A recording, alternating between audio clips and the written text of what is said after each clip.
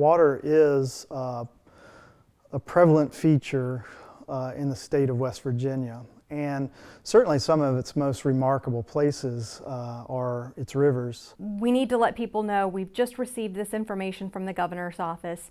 It's a do not use the water order for a number of counties in our viewing area. But it was just kind of a panic thing, thinking that the water is out. There is no water, do not use your water.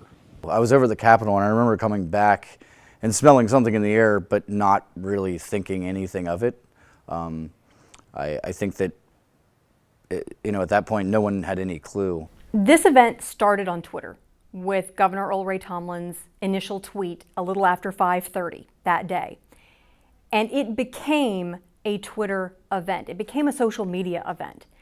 And I think it's one of the best examples I've seen of the way social media very quickly engages large numbers of people and can give quick snippets of information, updates to a continuing story in a very effective way. Seeing the infrastructure come into place basically for emergency water rationing was interesting, not only because no one was prepared for it, but also trying to fathom what it was like to be completely cut off, to not have an appropriate supply of drinking water, or to only have to be able to shower in a public space every couple of days if you're lucky.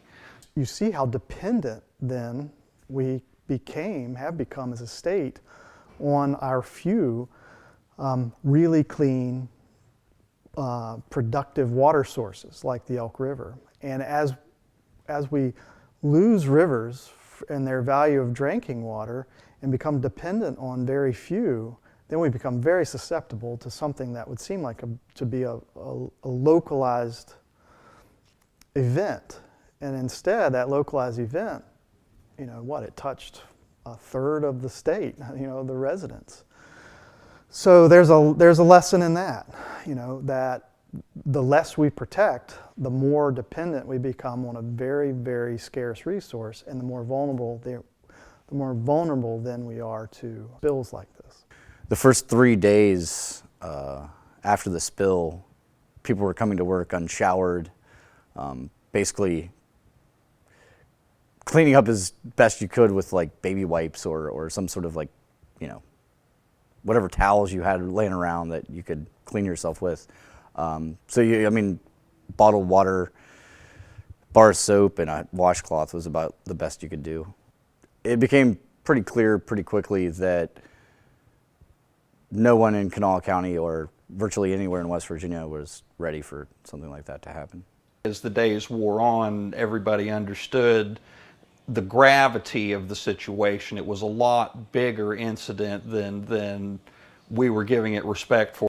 When the all clear was called, we were pretty early adopters in trusting the water system again, because we are so close to the source that we felt that flushing was going to sufficiently get it out of our pipes in the short term. And we still noticed things. The first shower that I took after everything had been flushed, and we followed the instructions to the letter about how West Virginia American Water suggested that you flush your pipes.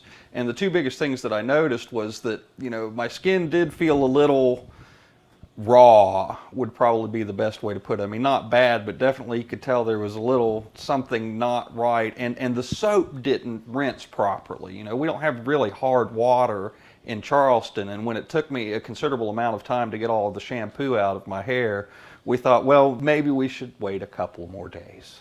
Really, West Virginians on all levels and all walks of life would serve themselves well to use the chemical spill as an excuse to be ready and proactive for the negatives that will eventually occur in life.